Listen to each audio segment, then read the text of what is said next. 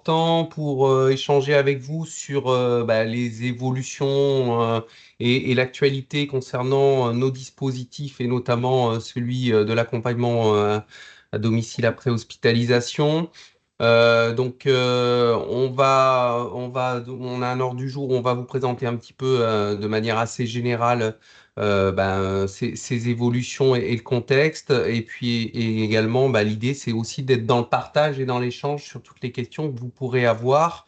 Et on aura aussi un temps pour vous présenter le dispositif de suivi sur l'aide à l'accompagnement à domicile après hospitalisation, puisque on a nos partenaires Domeval qui sont là et qui pourront vous présenter leur rôle dans cette mission qui leur a été confiée. Voilà un petit peu le déroulé de la réunion. Donc du coup, là, je vous laisse la parole, Carole, peut-être.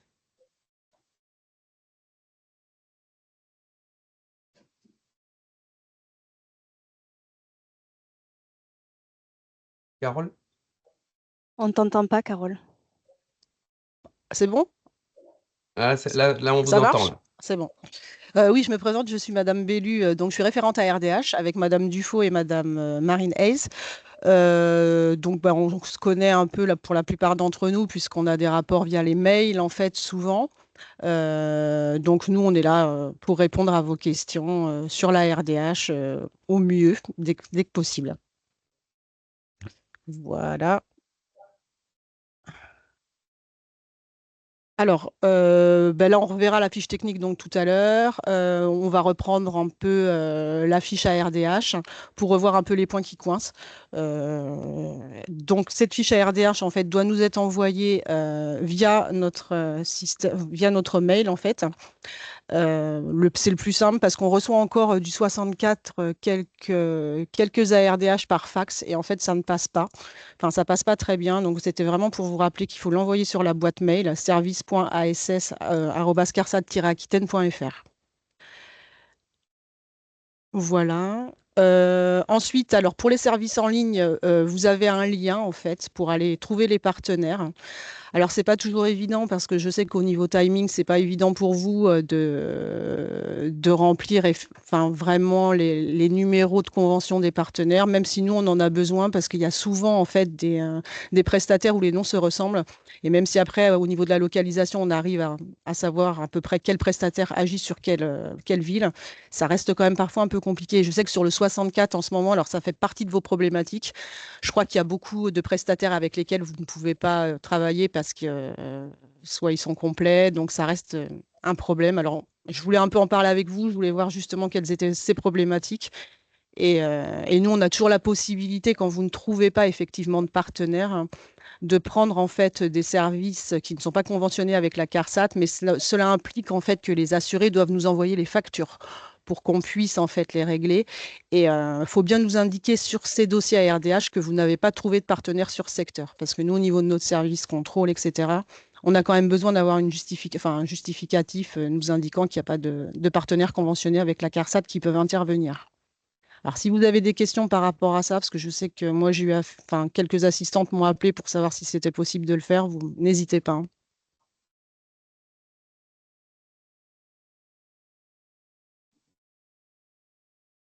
Pas de questions. Alors, avec les Oscars, là, les AT, en fait, à RDH, en fait, Carole, ouais, excuse-moi, mais il y a une question et Madame Claire Abraham qui souhaite poser une question. Allez-y, hein, vous avez la parole. Merci beaucoup. Donc, effectivement, je suis assistante sociale à la clinique Bellara. J'avais effectivement une petite question sur comment ça se passait. Ils vous envoient les factures, mais ça veut dire qu'ils n'ont pas les réglés à l'avance? alors, tout dépend du prestataire, en fait, parce qu'il y a des prestataires Ah, sur des d'accord. prestations de 3 mois qui font régler les factures au bout des 3 mois. Certains prestataires, c'est au mois et d'autres, c'est sur la période de la RDH. Donc, D'accord. généralement, il y a beaucoup d'assurés qu'on voit sur la totalité de la RDH, mais ça arrive qu'on les ait mois par mois, en fait. Ouais. Ok. D'accord. Mais donc, on est d'accord que, donc ils doivent avancer et après, ils vous envoient les factures et vous les remboursez. Tout C'est à ça? fait. Oui. D'accord. parce que Ok. nous, on a leur... Ouais, tout à fait. Mais par contre, il faut bien leur préciser parce que c'est vrai qu'on s'est rendu compte que certains assurés, en fait, avaient des prestations via des prestataires non conventionnés et qu'ils Oui. n'étaient pas remboursés parce qu'ils oublient d'envoyer les factures. Ouais. Donc, bien leur préciser à ce moment-là, quand vous nous indiquez un prestataire non conventionné, qu'il faut nous faire parvenir les factures chaque mois. D'accord. Ok. Voilà. Merci beaucoup. Il y a une autre Euh, question dans le chat, du coup, s'il s'agit d'un particulier, par exemple par payer en CESU, est-ce qu'on prend aussi en charge? non, les CESU, on ne prend pas. On ne prend pas les CESU.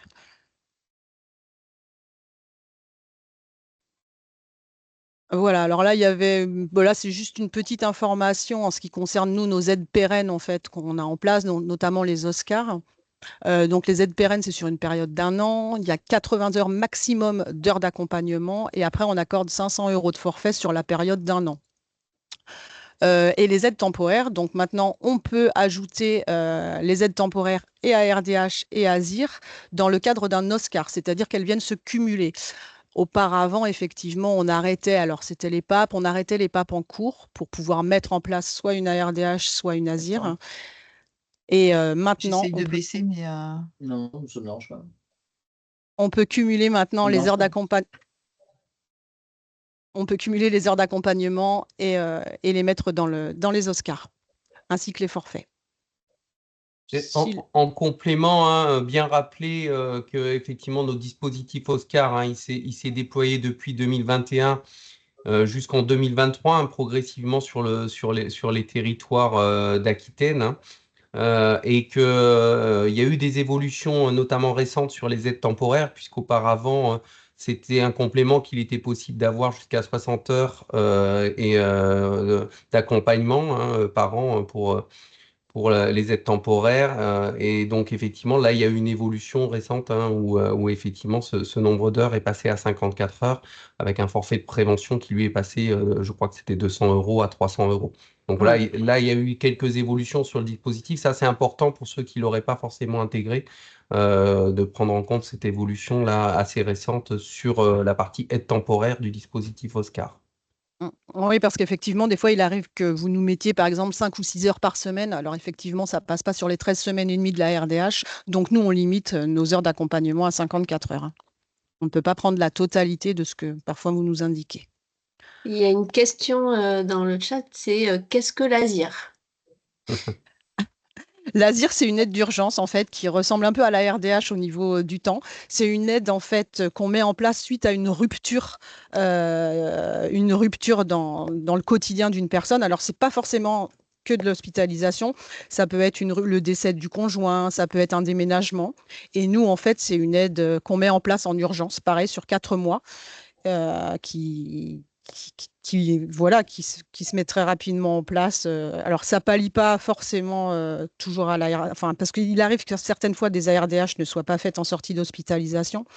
Donc, les gens nous envoient une ASIR. Sylvain, vous pouvez confirmer, hein, je pense qu'il va y avoir aussi des changements sur l'ASIR, Là aussi, puisque ouais, effectivement, ouais, on va recadrer le on va sujet. Il va recadrer. falloir véritablement que les ASIR correspondent Mm, uniquement à des problématiques liées à des ruptures, notamment perte d'un proche, déménagement ou autre, hein, voilà. Et mm. effectivement, l'ASIR n'a pas vocation à compenser des situations d'accompagnement à domicile, entre guillemets, mal engagées. Ouais. Donc voilà, je vous laisse la parole pour les données statistiques.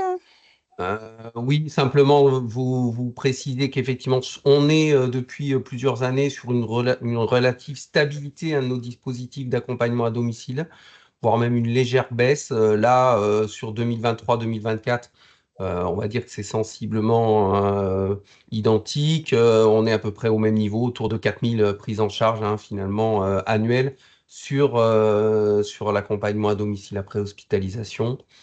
Donc là, j'ai pas d'éléments complémentaires. Voilà, on, on est par rapport à d'autres dispositifs, notamment le dispositif Oscar, hein, sur les aides pérennes, qui lui a sensiblement évolué, très sensiblement évolué, puisqu'on a ouvert des critères d'éligibilité. Là, on a eu une progression très importante du nombre d'Oscar. Effectivement, sur la RDH, sur l'ADH, on est plutôt sur un dispositif qui est stable dans le temps. Mm. Et donc, effectivement, on est plutôt sur une moyenne d'âge autour de 78 ans, hein, majoritairement féminine. Bon, là, c'est relativement classique. On retrouve ces caractéristiques, hein, aussi sur les plans d'aide Oscar, hein. Et puis, avec un coût moyen de prescription de l'ordre de 625 euros. euh, et une dépense moyenne réelle de l'ordre de 328 euros par RDH, hein, parce qu'effectivement, il y a un taux de consommation qui n'est pas de l'ordre de 100% sur ce dispositif. Oui, effectivement, parce que moi, je voulais rajouter, même par rapport à ça, parce que c'est vrai que nous, on fait quand même pas mal d'ARDH, mais on a pas mal de retours après, suite au suivi, justement, des DOM-EVAL ou même des prestataires. En fait, il arrive souvent que le coût de la prestation soit trop élevé pour les assurés. Donc, l'ARDH mise en place n'est pas suivi, en fait, parce que quand ils se rendent compte du coût moyen, alors effectivement, maintenant, les SAD appliquent des tarifs pas forcément fixes. Donc, pour certains, c'est vrai que le coût est trop élevé. Donc, nous, alors, on n'arrête pas les ARDH, mais on nous indique enfin, que le bénéficiaire ne le prendra pas, quoi.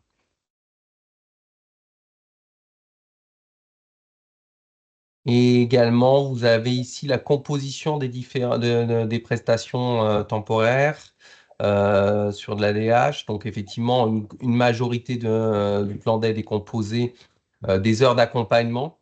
Et on retrouve également en deuxième composante plutôt du portage de repas, ainsi qu'à hauteur de 16% du plan d'aide. Et puis après, d'autres thématiques un peu prioritaires, comme notamment l'assistance et sécurité à 7%. Et après, on va retrouver d'autres thématiques autour de soit du mieux-être ou des aides techniques. Et ensuite, c'est plus anecdotique sur sur les autres prestations qui composent le forfait de prévention. Donc 70% des heures, 30% du forfait de prévention, avec plutôt une majorité de prestations autour du portage de repas, essentiellement, et de l'assistance et aide technique. Mm.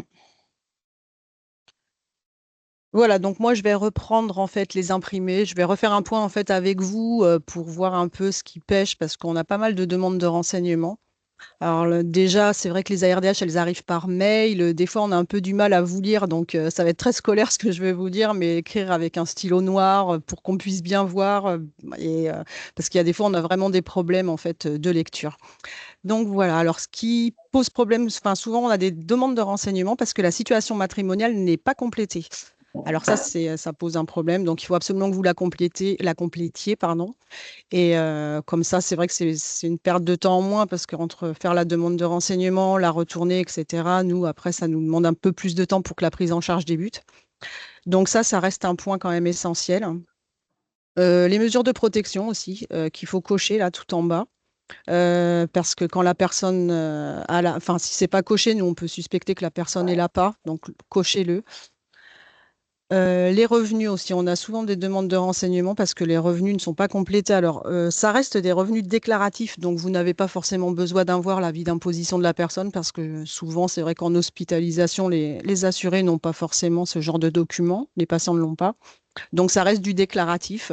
Nous, on ne revient pas dessus. Alors, c'est vrai que des fois, on se rend compte parce que quand il y a des suivis à RDH et que des demandes d'aide à l'autonomie sont mises en place, là, on se rend compte qu'il y a des différences entre ce qui a pu être dit au moment de la RDH, de la mise en place de la RDH. Mais nous, on ne revient pas sur la RDH, hein. Ça reste vraiment du déclaratif et vous n'avez pas besoin d'avoir un document spécifique par rapport à ça. Après, alors là, c'était pour les sorties d'hospitalisation. C'est pareil, les dates ne sont pas complétées. Alors là, c'est pareil, c'est au niveau de notre service contrôle. Ils ont besoin d'avoir absolument la date prévisionnelle de sortie sur le document. Si ils ne l'ont pas, le dossier n'est pas validé et du coup, on doit vous faire une demande de renseignement. Voilà. Après, pareil, la signature du demandeur ou de son représentant. Alors, bien coché, je sous-signe avec le nom, prénom de la personne, agissant donc en mon nom propre ou en qualité de représentant légal. Pareil, c'est un point de contrôle. Si c'est pas coché correctement, le dossier n'est pas validé. Et alors, il arrive parfois, parce que nous, on a des assurés où l'assuré n'a pas pu signer, où il y a juste une croix, etc. S'il y a un membre de la famille, en fait, qui peut signer à la place, on a besoin, en fait, d'un papier légal, comme quoi c'est l'enfant qui a signé, pour qu'au niveau du service contrôle, ça puisse passer. Alors, si vous avez des questions sur la complétude du dossier, allez-y. Parce que c'est vrai que pour vous, je sais que c'est pas toujours évident parce qu'on connaît un peu les problématiques des établissements hospitaliers. Tout est fait un peu dans l'urgence et c'est vrai que parfois, ça reste compliqué vis-à-vis des patients, en fait. On a une question, une personne qui a levé la main, allez-y. Oui, bonjour, vous m'entendez? Oui, Oui, concernant les heures qui sont accordées par la mutuelle en oui. sortie d'hospitalisation, Mhm. les heures ARDH se font après les heures utilisées de la Souvent, mutuelle ou elles peuvent souvent. être cumulées? Alors, elles peuvent être cumulées, mais souvent elles se font après parce que OK. les patients en fait utilisent les heures mutuelles qui généralement sont inférieures en coût, enfin pour eux. Donc ils utilisent les heures mutuelles et après la RDH se met en place. Alors on nous a souvent posé la question à savoir si on pouvait modifier les dates en fait de prise en charge de la RDH vu qu'il y avait déjà Oui. des heures mutuelles. Mais en fait non, nous on n'a pas la possibilité. Si vous voulez, la RDH débute vraiment le premier jour du mois de la sortie d'hospitalisation. Et par rapport à nos dates, elles sont fixes. On ne peut pas les modifier. Mm. Et c'est vrai qu'ils ont souvent des heures mutuelles. Dans un premier temps, c'est souvent une dizaine d'heures en fait qui sont mises en place. Et la RDH en fait prend la suite. Merci. Ça y est. Ouais, parce que là, comme il est arrivé hier au court séjour, je sais pas. Ah, c'est pas vrai. D'accord, ok, merci. Alors, je vais continuer. Oui. Oui, on a une personne qu'on entend parler au téléphone, ou est-ce que vous pouvez tous bien couper vos micros, s'il vous plaît? Merci. Alors, on va reprendre un peu les généralités sur la RDH. Donc, le dossier toujours doit nous être envoyé avant la sortie d'hospitalisation, donc est transmis par mail à la CARSAT et non pas par fax, parce que là, ça marche plus très bien. Donc, il nous faut vraiment le transmettre par mail. Pareil, alors au niveau de la date de sortie d'hospitalisation, vous, en fonction de vos problématiques, parce qu'il arrive qu'en période de vacances, etc., il n'y ait pas toujours des assistantes sociales sur place ou qu'il y ait des délais. Nous, on accepte un certain délai quand même si le dossier doit être envoyé avant la sortie d'hospice. S'il arrive 4, 5, 6 jours après, on pourra le prendre. Alors, les hospitalisations pour soins répétitifs ne rentrent toujours pas dans le dispositif ARDH, type les dialyses ou la chimio. Alors, ce qui a changé, c'est l'hospitalisation à domicile. Avant, on ne pouvait pas mettre le dispositif ARDH en place quand il y avait une HAD. Maintenant, c'est possible. On peut mettre l'ARDH en place quand il y a une hospitalisation à domicile. Les hospitalisations également aussi en hôpital psychiatrique. Pareil, elles rentrent dans le dispositif. Avant, nous ne les prenions pas et maintenant, on peut les prendre. Alors, l'assuré doit être majoritaire au régime général, SSI ou fonction publique d'État. Donc, c'est vrai, il vous arrive souvent de nous envoyer des mails en fait pour nous demander le nombre de trimestres parce que certains ne dépendent pas du tout en fait de la CARSAT. Donc là, on vous répond assez rapidement pour que vous puissiez faire le dossier au plus vite. Donc là, ça pose pas de souci. Vous pouvez toujours nous envoyer ce type de demande. Comme ça nous permet de ne pas faire de rejet sur des dossiers qui seraient susceptibles de ne pas être majoritaires en fait chez nous. Il n'y a pas de cumul possible donc entre l'APA, le dispositif légal, et extralégal chez nous. On ne peut pas mettre en place la RDH quand il y a un dispositif APA en cours, comme toutes les aides d'ailleurs que l'on peut proposer. S'il y a une demande d'APA en cours, que vous êtes au courant, que la famille vous indique qu'il y a une demande, même si elle n'est pas finalisée ou s'ils n'ont pas eu d'accord, la RDH ne pourra pas se mettre en place. À partir du moment où il y a une demande en cours, pas d'ARDH. C'est pareil pour nos autres prestations.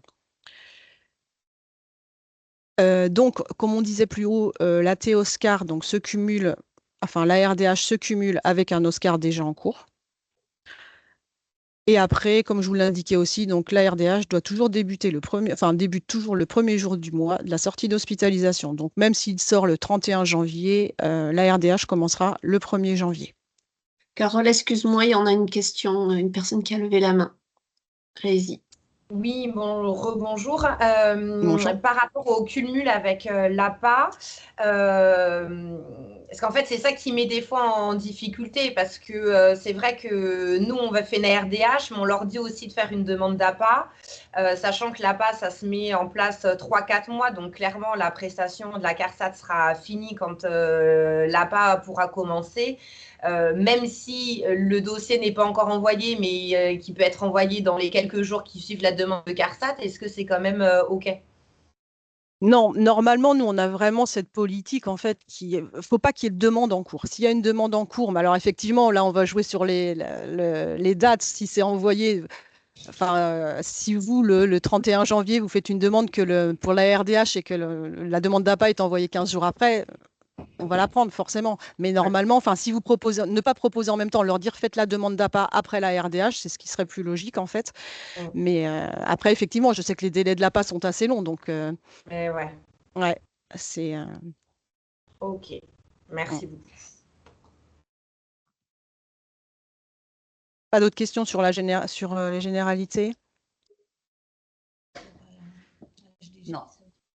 Alors, comme disait Sylvain tout à l'heure, effectivement, nous, on a diminué nos heures d'accompagnement sur la RDH. Donc, on est passé à 54 heures et 300 € de forfait. Le choix du prestataire donc pour les heures d'accompagnement, alors là, vous pouvez le trouver donc sur notre site internet. Donc, alors oui, alors vous, donc dans le 64, c'est ce que. Alors, je ne sais pas si vous avez des retours ou des choses comme ça par rapport aux prestataires, parce que je sais que c'est très compliqué sur votre secteur. Donc, n'hésitez pas à nous en faire part parce que nous, on a besoin un peu de voir un peu tout ça. Le portage de repas, c'est un forfait. Donc là, vous n'avez plus à nous indiquer, pareil, un prestataire conventionné. Avant, il fallait nous l'indiquer, plus maintenant. Nous, on verse directement à l'assuré le montant. Alors, la plupart du temps, c'est 7 repas par semaine, ce qui correspond à peu près à 300, enfin, c'est plus de 300 €, mais comme nous, on a un maximum à 300 €, enfin, c'est ce qu'on envoie en fait à l'assuré. Donc, quand il y a un portage de repas qui est en cours, qui a 7 repas par semaine, par contre, effectivement, on ne pourra pas mettre en plus de la téléassistance parce que ça arrive effectivement qu'il y ait plusieurs forfaits qui soient cochés. Mais donc après, à vous de prioriser ce qui est le plus important pour la personne, en fait, au niveau des forfaits. Une nouveauté, c'est le forfait mobilité maintenant qui est disponible aussi sur la RDH. Alors là, pour rappel, donc les heures d'accompagnement ne concernent pas les déplacements véhiculés comme accompagnement en course. Et le prestataire, par contre, doit être lui aussi conventionné par la CARSAT. Et généralement, le prestataire qui est sélectionné pour le forfait mobilité, c'est celui qui intervient pour les heures d'accompagnement. Et on a aussi donc pour les aides techniques. Alors ça aussi, c'est un peu source de demande de renseignements parce qu'on a souvent des aides techniques d'indiquer, mais on n'a pas le montant ni la nature. Donc là, on a besoin de savoir vraiment ce qui est, enfin, la nature de cette aide technique pour pouvoir les mettre en place et avec le montant. Alors, Carole, il y a eu quelques questions. Une pour laquelle j'ai répondu par écrit, mais peut-être que je vais la redire à l'oral, parce que c'est important. C'était pour savoir si, quand ils préconisent des barres d'appui, s'il faut envoyer un devis en même temps que le dossier Non. RDH. Donc, j'ai répondu que non. En revanche, pensez pour tous les forfaits, toutes les prestations, de bien dire aux bénéficiaires qu'il faut garder les factures. Parce que à un moment donné, nous, au niveau de la CARSAT, on peut être amené à faire des contrôles sur le fait que les forfaits sont bien utilisés. Oh. Ensuite, donc il y a quelques questions, donc je te les lis. Donc déjà une remarque pour dire que sur le territoire palois était saturé et qu'il y avait des dépassements horaires qui étaient conséquents à la charge de la personne. Ça, malheureusement, effectivement, c'est un constat. Ouais. Alors, pour le portage de repas, le patient doit faire l'avance de l'intégrité des frais ou vous envoyez la facture acquittée. Alors, le portage de repas, non, nous, enfin, pour les frais de portage de repas, nous, dès que le dossier est validé, le paiement se fait directement sur le compte de l'assuré, très rapidement, en fait. Donc, il n'a pas, enfin, c'est 8 jours après, hein, après que le dossier ait été validé, qu'il reçoit à peu près sur le compte le montant, sauf en période forcément d'arrêter des comptes, mais sur son compte, il a le montant du portage de repas. Donc, il pourra se servir. Alors là, encore une fois, il devra garder les factures en cas de contrôle. Exemple. Voilà, mais le forfait, comme les autres, Ouais. est versé, mis à part la mobilité, est versé en automatique sur le compte de la personne. Il y a une autre question. Alors, certaines mutuelles acceptent de verser une somme au bénéficiaire lorsque celui-ci emploie du CESU sur présentation de facture. Est-ce possible pour les ARDH lorsque les prestataires conventionnés ou non conventionnés de secteur ne peuvent pas intervenir? Eh bien non, comme je l'indiquais tout à l'heure, nous on ne prend plus en fait les CESU. Donc c'est pas possible. Donc, on nous dit que sur le secteur du Pays Basque, voilà, le territoire est également saturé et que les dépassements horaires sont élevés. Euh, euh, Pouvez-vous indiquer si la RDH est possible après passage, alors en HDJ, gériatrique ou onco et passage aux urgences? Alors, vas-y, Lisa, Pour les- Non, mais peut-être que Madame Rijon, vous pouvez peut-être préciser un peu votre question. Euh, Parce qu'on peut, alors si c'est les urgences, après c'est c'est une hospitalisation à la journée en fait. Donc des fois ça c'est possible, hein. S'il y a une assistante sociale sur place qui peut faire le dossier sur ce type d'hospitalisation, nous on prend. Enfin pour la journée en tout cas. Mm. Après, tant que ce ne sont pas des soins répétitifs type chimio, dialyse, on prend. Parce qu'elle demandait qu'on précise. Après, peut-être, oui, effectivement. Allez-y, hein, si vous voulez étoffer votre question par rapport à ça.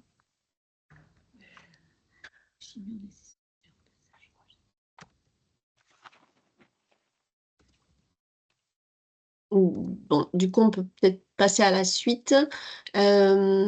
Le montant accordé pour les aides techniques, donc là, c'est dans tous les cas, c'est 300 € de forfait maximum pour l'ensemble des besoins. Oui. Donc, on n'a pas décrété des plafonds sur les forfaits, c'est en fonction des besoins. Par contre, on vous demande de préconiser au plus juste. Alors, C'est-à-dire, vas-y, Caroline. ouais, s'il y a quand même. Enfin, on va en parler après, justement, parce que la slide de D'accord. d'après parle Oui, justement des des préconisations. préconisations, ouais, sur le. Ok. Du coup, il y a encore d'autres questions. Donc, il faudrait faire un point sur le forfait mobilité. Donc, je ne sais pas si tu as prévu de le faire en suivant aussi. Ben, pareil, c'était par rapport au montant max du forfait. Ouais, parce que Mm. là, je vais les détailler. Mm. Alors, pour les personnes qui ont posé la question pour le forfait mobilité, vous voulez quel type d'informations complémentaires du coup? C'est Madame Chamarty et les Embruns aussi qui ont posé la question. Allez-y, hein, vous pouvez parler, hein. Oui, vous m'entendez? Oui. Alors, en fait, si ce n'est pas valable pour les courses, il peut être utilisé pour quoi, en fait? Parce que c'est vrai que la plupart des patients sont en demande d'une aide pour les courses, une aide véhiculée. Eh ben c'est ça. Justement, le forfait mobilité, c'est on rentre en fait dans ce dispositif. Ok. Donc, Oui. ça concerne l'accompagnement aux courses. Voilà, c'est ça. Et nous, du coup, alors c'est pour ça que là, on marche directement avec le prestataire conventionné, puisque nous, la somme, en fait, est envoyée au prestataire pour que ce soit lui qui interagisse, en fait. Oui, parce que je voyais sur sur la fiche, pour rappel, les heures d'accompagnement ne concernent pas les déplacements véhiculés comme accompagnement aux courses. Alors, les heures d'accompagnement, mais le forfait mobilité, si. Parce que alors, il arrivait parfois que nous, on a eu des assurés, si vous voulez, ou des patients qui rentraient à domicile. Après, c'était convenu avec le prestataire qu'effectivement, la personne qui intervenait chez l'assuré pouvait l'amener via son véhicule à droite, à gauche. Non, non, pas du tout, en fait. Mais le forfait mobilité, justement, il est disponible pour ça, Ok, pour faire un accompagnement véhiculé pour les assurés. Ouais. ça marche, merci. C'était pas clair dans ma tête. Bon, En même temps, c'est merci, pas toujours évident. merci. Alors, est-il possible pour une HDJ motif chimio de faire une RDH? Alors, HDJ, on peut parce que là, je ne sais pas ce que ça veut dire. Hôpital de jour. Hospitalisation Hôpital de de jour? jour. D'accord. Alors, HDJ, alors c'est pareil, ça, ce sont des soins répétitifs puisque c'est une chimio, donc c'est une hospitalisation de jour, mais pratiquement, enfin, peut-être 2 ou 3 fois par semaine. C'est répétitif, si vous voulez. Donc, ça, non, ça ne rentre pas dans le dispositif. L'hospitalisation de jour pour une urgence ou quelque chose comme ça, on peut prendre, mais pour des soins répétitifs, c'est pas possible. Ah si, j'en ai des photos. Comment est-ce qu'on indique le forfait mobilité sur le formulaire RDH? Alors, vous pouvez le mettre dans autres prestations et vous mettez forfait mobilité, parce qu'effectivement, il n'y a pas eu de case, parce que ça a été décidé récemment, en fait, donc il n'y a pas de case spécifique par rapport à ça. Vous mettez forfait mobilité et nous, on sait après comment l'intégrer après sur nos logiciels pour pouvoir le. Alors, mais il faudra nous mettre les coordonnées du partenaire, qui normalement sont les mêmes que celui qui agit pour l'aide à domicile, mais et vous nous l'indiquez à cet endroit.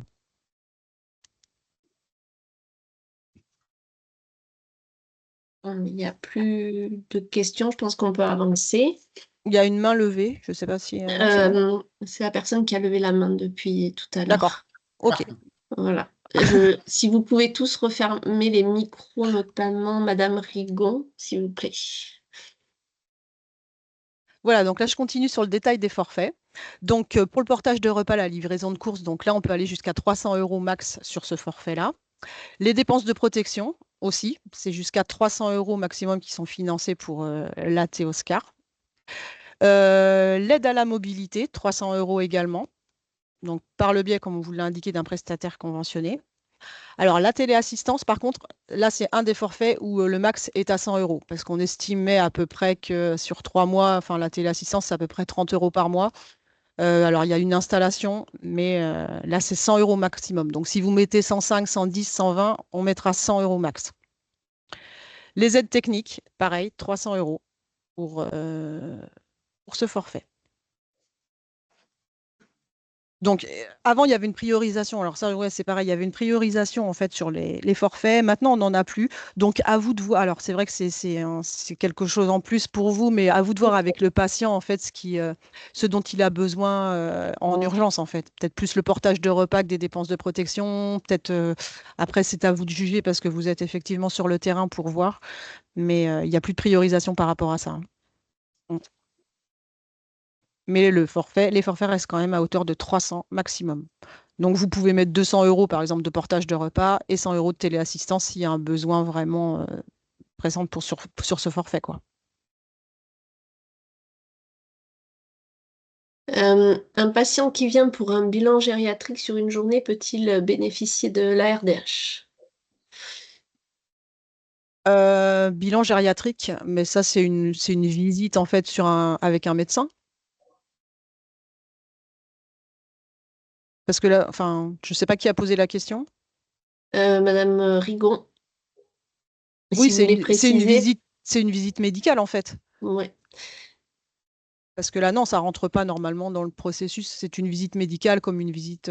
Comme chez un rendez-vous chez le docteur Voilà. ou quelque chose comme ça. Donc, Là, normalement, non. Madame Rigon, vous pouvez peut-être préciser la demande. Enfin,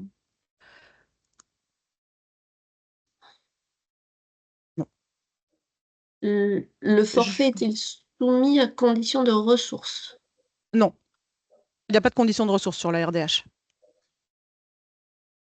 Les forfaits sont versés directement sur enfin, pour les forfaits, en tout cas, ils sont versés directement pour effectivement les heures d'accompagnement. Il y a des conditions enfin, les pourcentages sont différents en fonction des ressources de l'assuré, mais sinon, pour les forfaits, non. La totalité est versée sans condition de ressources.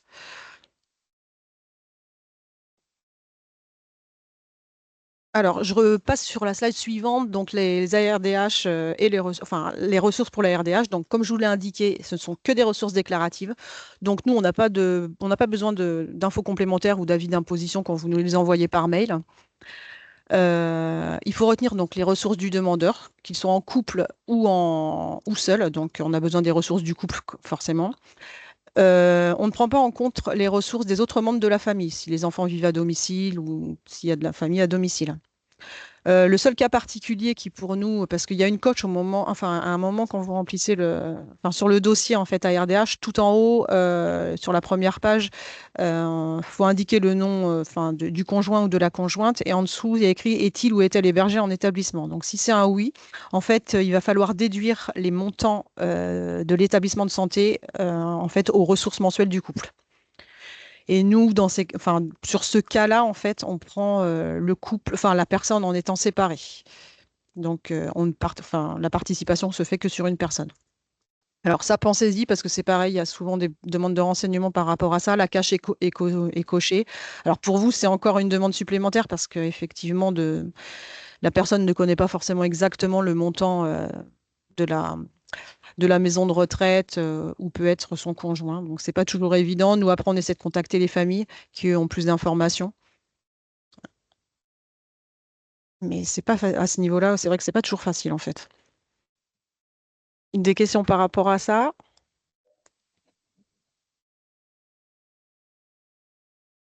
Alors, on a d'autres questions dans le chat. J'essaierai de rien oublier. Y a-t-il un formulaire pour l'aide Oscar? Alors, je vais peut-être répondre brièvement, mais l'aide Oscar, c'est une autre entrée, on va dire, sur nos aides. C'est un dossier qui s'appelle la demande d'aide à l'autonomie, qui est un dossier interrégime et que vous pouvez retrouver sur nos sites internet. Il y a également un téléservice pour remplir la demande directement en ligne. C'est une demande qui est commune à 3 organismes, la MSA, la CARSAT et le conseil départemental. Également donc pour ce dossier pour la fonction publique. Donc si vous voulez des informations plus précises, l'aide Oscar, c'est une aide pérenne. Donc là, je vous invite à aller voir sur les sites internet et puis et nous recontacter éventuellement si vous voulez plus d'infos. Ensuite, donc, sera-t-il possible de remettre en place le tableau Excel pour les partenaires en vue de faire des simulations de prise en charge sur les heures d'accompagnement? C'était vraiment facilitant pour aider les patients à se projeter. Là, je sais pas si on peut Enfin, moi, j'ai pas eu d'infos par rapport à ça, mais je crois que on les donnait plus, hein. Mais On le diffuse plus, oui, en on le effet. diffuse plus, ouais. Alors, en Donc, revanche, je me permets d'intervenir sur le sujet Oui. qui est donc la tarification. Il y a un nouvel outil qui est mis à disposition des partenaires, notamment sur le PEPAS, sur le portail partenaire ou sur le site donc, de la CARSAT Aquitaine. C'est un répertoire en fait qui a vocation à vous permettre de calculer le reste à charge des bénéficiaires en fonction du prestataire de service que vous faites intervenir, car désormais, voilà, avec l'ouverture des tarifs, chaque service d'aide à domicile pratique le tarif qui lui semble juste.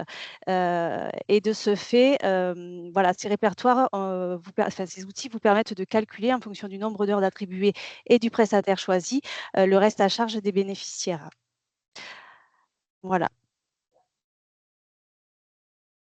Je vais essayer de vous mettre le lien dans le fil de discussion pour y accéder plus facilement.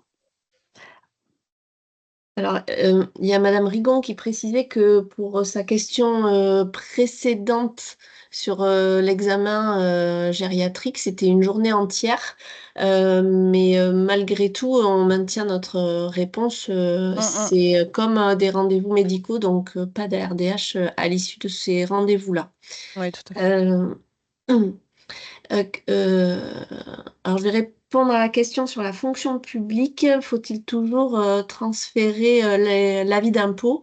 Alors, sur la fonction publique est rentrée dans le cadre du suivi qui est fait par Dom-Eval, suite aux ARDH dont on vous parlera en suivant. Donc, l'avis d'impôt, au même titre que pour les dossiers du RG, n'est plus obligatoire à ce moment-là du dossier. On reste sur du déclaratif. Ensuite, alors Carole, qu'est-ce qui entre en compte dans les ressources? Livret bancaire, déclare-t-on les montants bruts ou nets? Ben, comme c'est du déclaratif, après, nous, on va pas, enfin, vous n'avez pas à aller chercher non plus tout ce qu'il peut y avoir à côté. Enfin, normalement, c'est les ressources mensuelles, voilà, ce qui touche par mois, tout simplement. Après, effectivement, nous, on a des infos. Enfin, on peut avoir les enfants qui sont présents à ce moment-là, qui déclarent s'il y a des revenus locatifs, hein, qui en parlent à l'assistante sociale et qui les comptent en fait dans les ressources qui nous sont mentionnées. Mais vous n'avez pas à aller chercher voilà, vous n'avez pas à aller chercher au-delà, en fait. Ça reste vraiment du déclaratif. Donc, que ce soit brut ou net. Enfin voilà, c'est ce que je vous disais. C'est vrai que souvent, nous, on a des différences parce que ils vont vous dire, oui, bah, à peu près 1 200 euros, vous mettez 1 200 euros. Et après, nous, sur une demande d'aide à l'autonomie, on va se rendre compte que finalement, il y avait plus parce que, voilà, il y a des choses qui sont déclarées en plus. Mais on ne reviendra pas de toute façon, nous, sur les ressources, on ne fera pas un rattrapage financier par rapport à ça, hein. Voilà. Et pour la fonction publique, doit-on toujours fournir le bulletin de pension? Donc oui. Là, pour la fonction publique, c'est le contrôle est fait à Paris pour ces dossiers-là, et du coup, cette pièce est obligatoire dans les dossiers. Pourrions-nous avoir une copie du diaporama qui est diffusé? Oui, c'est prévu. Ce sera mis à disposition dans l'espace partenaire. Voilà, les supports seront à disposition ainsi qu'une foire aux questions. Voilà, c'est prévu, pas de souci. Est-ce que vous pouvez réexpliquer l'ARDH dans le cas où l'une des personnes du couple est en EHPAD et Oui. l'autre au domicile? Alors, quand vous avez ce type d'informations, effectivement, là, vous prenez les ressources globales du couple. Et en fait, il faudra déduire le montant de l'EHPAD. Alors, il arrive parfois qu'il n'y ait plus que 1 euro de ressources ou rien du tout, en fait, parce que la totalité des ressources mensuelles, en fait, ne couvre pas le montant de l'EHPAD. Donc, dans ces cas-là, vous indiquez 1 et vous mettez ressources, vous mettez ressources temps avec le montant de l'EHPAD. Et voilà. Euh, et là, du coup, nous, à ce moment-là, quand on instruit le dossier, effectivement, on ne met plus qu'une seule personne sur le dossier, donc le pourcentage est inférieur. Est-ce que ça vous va comme réponse? Oui. D'accord. Ben, c'est vrai que c'est pas, enfin, je sais que c'est pas évident hein, parce que même pour vous, des fois, il n'y a pas forcément la famille qui est à côté du patient, etc. Euh, donc déjà, bon, c'est perturbant pour la personne d'avoir été hospitalisée, se souvenir bon, des ressources, du montant de l'EHPAD du conjoint s'il est placé, ça reste toujours très compliqué. Alors, si vraiment, enfin voilà, vous n'arrivez pas à avoir l'info, vous nous l'indiquez. Nous, si vous avez un contact au niveau de la famille, vous nous l'indiquez sur le dossier. Nous, on contacte la famille. Hein. Donc, toujours par rapport au calcul, comment calculer lorsque le conjoint est à l'aide sociale à l'hébergement? Donc, je pense que tu viens de répondre, Caroline, vous faites Hum, au plus juste. Plus juste. Et puis, voilà, encore une fois, c'est une aide temporaire. Donc, si jamais ces personnes devaient avoir une aide pérenne, nous, on fera. Et puis, grâce aussi à notre réseau d'évaluateurs, toutes les vérifications nécessaires. Est-il possible de faire une demande d'ARDH avec une prise en charge HAD? Oui, maintenant, enfin, là, c'est nouveau, c'est pareil. Enfin, si la personne est en HAD, on peut faire une prise en charge à RDH. Avant, on ne le faisait pas, maintenant, on peut le faire.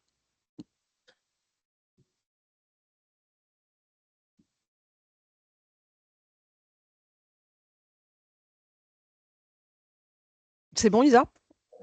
Je pense. Alors, moi, je vais laisser la parole à Mhm. Madame Carvalho, en fait, parce que nous, maintenant, enfin, quand on met en place nos ARDH, on a donc les Doméval qui font un suivi de ces ARDH pour voir un peu, enfin, le besoin de la personne, soit après la RDH ou pendant la RDH, parce que des fois, il nous arrive d'avoir des modifications. La personne a oublié de demander du portage de repas ou de la téléassistance, etc.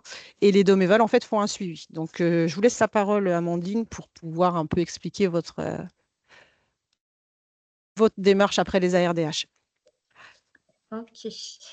Bonjour tout le monde. Donc, je suis Amandine Carvalho, responsable de l'association Doméval Sud-Aquitaine. Et c'est donc notre structure qui est chargée du suivi des ARDH donc, sur le 64 et le 40. Donc, depuis le 1er janvier de cette année, on a un mode opératoire qui a changé puisque notre suivi, il faut le savoir, il se fait uniquement par téléphone. Et il se traduit par 2 séquences d'appels. Donc, la première séquence, elle aura lieu à partir du 5e jour après la sortie d'hospitalisation de la personne. Donc, on l'appelle dans un délai de 5 jours à 15 jours après la sortie d'hospice. Et là, l'objectif, c'est de faire le point avec la personne elle-même ou l'aidant, à savoir si le plan d'aide que vous aviez établi en amont correspond toujours aux besoins, s'il y a des ajustements à effectuer, si le service d'aide a pu prendre contact. Enfin voilà, en fait, nous, on est là pour s'assurer que tout est en place. Si jamais le service d'aide n'intervient pas pour le moment, on va appeler le service d'aide.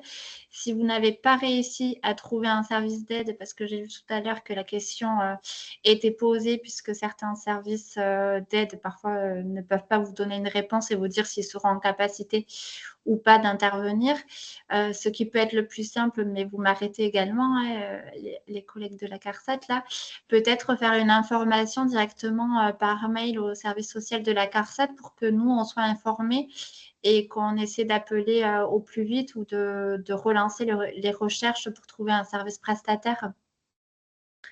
Donc voilà, donc c'est essentiellement là les questions qui vont se poser, c'est parfois les personnes, lorsque vous les avez rencontrées, elles savent qu'il y a eu du portage de repas qui a été enclenché, qu'il y a eu des aides pour les aides techniques, et puis là on fait le point et elles nous disent ben non, finalement je n'ai pas besoin de ça, mais je veux davantage d'heures, et donc nous on fait le lien ensuite avec la CARSAT et des fiches de suivi.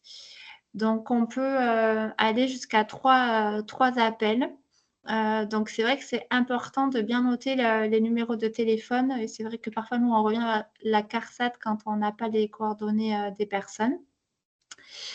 Donc, je ne sais pas si vous avez des questions par rapport à cette première séquence d'appels qu'on assure. Non, peut-être pas. Et donc, ensuite, on a une seconde séquence d'appel et là, on rentre en contact avec la personne 1 mois et demi avant la fin de son plan d'aide. Et l'objectif, donc, c'est de refaire un point sur le plan d'aide. C'est à ce moment-là aussi qu'on va venir questionner la personne sur la consommation des forfaits prévention et où on peut faire un premier retour et expliquer qu'il y a des remboursements qui peuvent être effectués, réexpliquer à la personne qu'il faut conserver les factures du portage de repas, des aides techniques liées au contrôle qui peuvent être assurés par la suite. Et avec elle, on évalue un petit peu son autonomie par téléphone. Et c'est là où on va l'orienter soit vers le dispositif de la PAS, si on se rend compte que l'autonomie est un petit peu dégradée, ou l'orienter vers les aides pérennes avec les aides de la CARSAT et le dossier Oscar.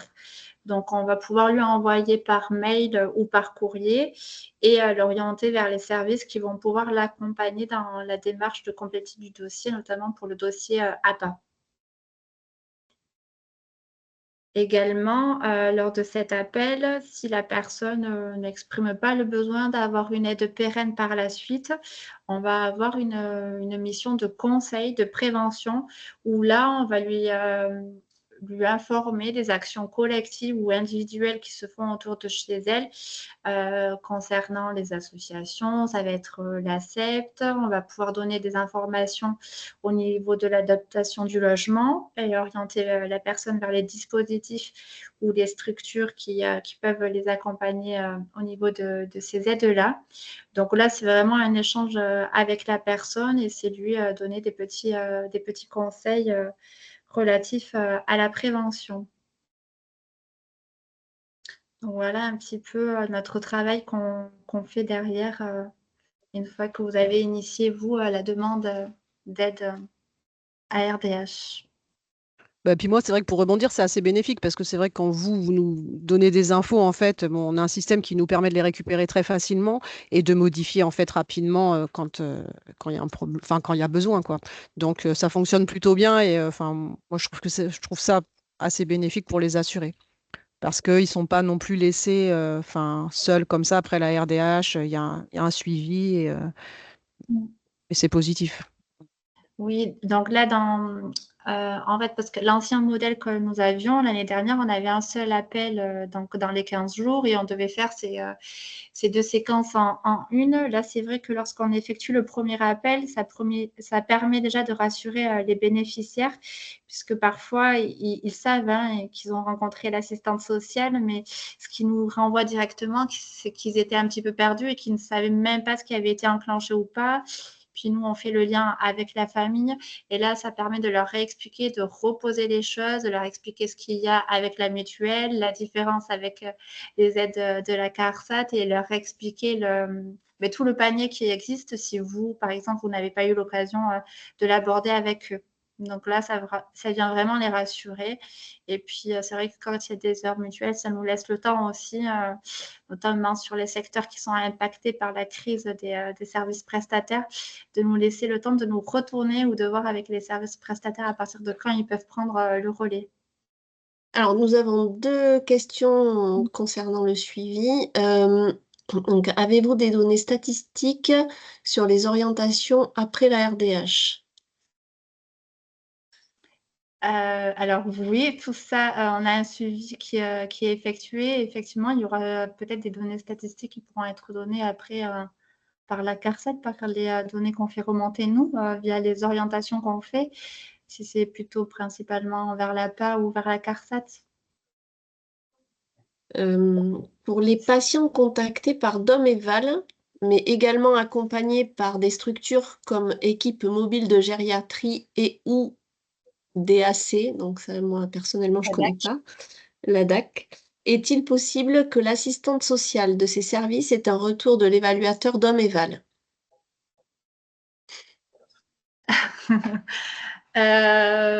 C'est-à-dire, est-ce qu'on peut repréciser nous, on aimerait faire du suivi plus et du lien plus, mais on est un petit peu bloqué. Donc, est-ce que vous pouvez préciser? Donc, du coup, c'est le service social Béarn qui a posé la question, si vous voulez intervenir Oui. directement. Oui, bonjour. En fait, c'est parce que sur l'équipe mobile de gériatrie, il nous est arrivé d'accompagner des patients sur des sorties d'hospitalisation. Et il me semble, si je ne dis pas de bêtises, que mes collègues de l'EMOG ont assisté à des évaluations d'intervenants de Doméval sur site, au domicile des gens. Et du coup, si tout se passera par téléphone, comment avoir un lien avec vous et un retour? Alors, si vous avez rencontré une collègue, une évaluatrice, c'est-à-dire que là, elle était intervenue dans le cadre de l'évaluation gérontologique pour l'aide pérenne, donc pour la mise en place d'une aide Oscar. Donc là, bien entendu, c'est toujours des visites à domicile qui se font et parfois on peut être sollicité par des partenaires et faire des visites conjointes. Donc là, on aura toujours un lien avec les partenaires si besoin. Mais dans le cadre des suivis à RDH, là, on assure seulement un suivi par téléphone. Et nous, on n'a pas le droit de faire le lien avec d'autres services autres que le service prestataire ou le service d'aide à domicile en termes d'échange d'informations.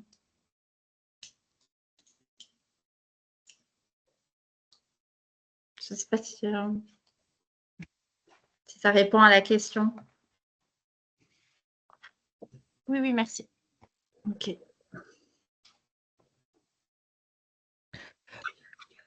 C'était bon, Isa, sur les questions? Alors, il y a une question à laquelle j'ai répondu partiellement, mais peut-être que pas le reste, ça peut intéresser tout le monde. Donc, lorsque nous ne trouvons pas de prestataire, vous pouvez demander à un prestataire d'intervenir obligatoirement. Donc, j'ai répondu ça par écrit sur cette partie que non, nous, on n'a pas le pouvoir, entre guillemets, ni de demander à un prestataire, d'obliger un prestataire à intervenir. Et alors, deuxième partie de la question, dans le cas contraire, pouvons-nous nous mettre d'accord avec le prestataire pour intervenir 3 semaines après la sortie, par exemple, et vous envoyer la RDH à la sortie d'hospitalisation?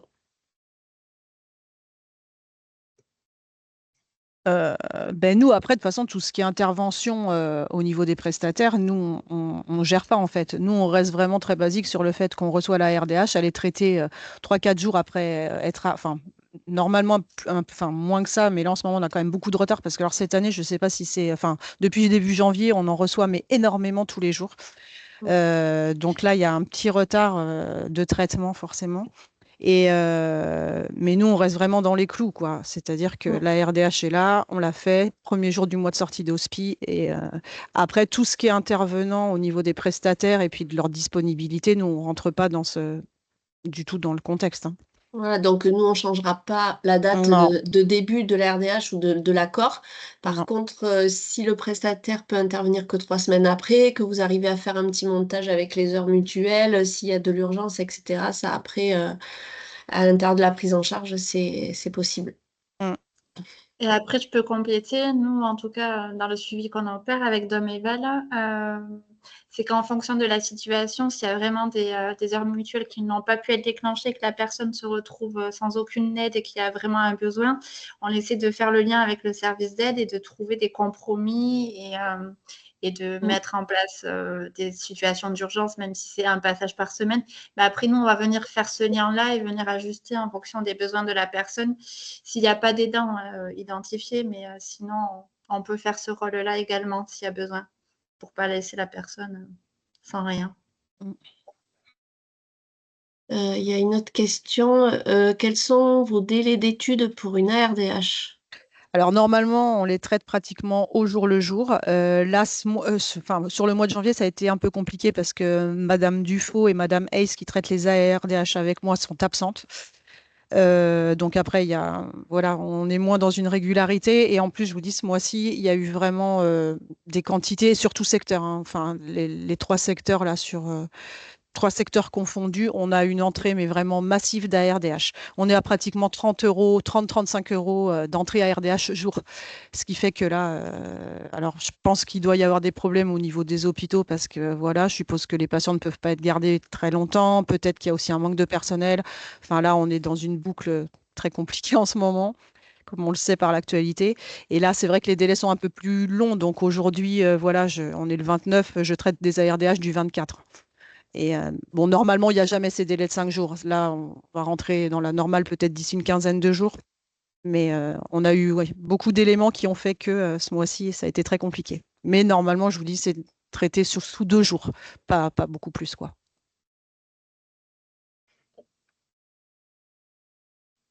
Donc voilà, donc moi je voulais, écoutez, en tout cas, merci Amandine pour toutes ces informations pour les DOM-EVAL, parce que je trouve que c'est important de le préciser. Merci à tous. Surtout, alors n'hésitez pas, parce que alors moi, on peut pas, enfin nous, les référentes, la RDH, on peut pas nous contacter par téléphone. Donc n'hésitez pas à nous envoyer des mails. Moi, si c'est plus simple qu'on se rappelle, vous laissez vos coordonnées téléphoniques, je vous rappelle, parce que des fois, c'est vrai que c'est plus facile de s'exprimer verbalement que par mail. Donc, vous n'hésitez pas, on est là pour ça, sans aucun problème. Et puis, Madame Pined-Rossetti vous enverra là tout ce qu'on a vu aujourd'hui. C'est ça, hein, Charline, en fin de Ouais, semaine? voilà. Non, Hein. je mettrai tous les supports à disposition sur l'espace partenaire, mais on vous fera une petite information par mail, voilà, hein, pour vous dire tout ça. Pas de souci. Le diaporama, l'enregistrement du webinaire du jour et voilà, on organise une petite foire aux questions pour reprendre les grands points, les grandes interrogations voilà, que vous avez exprimées. Voilà. Merci à tous. Merci beaucoup. Merci de votre participation active et à bientôt. Merci beaucoup. Bonne journée. Bonne Au journée à revoir. tous. Merci. Au revoir. Au Au revoir. revoir.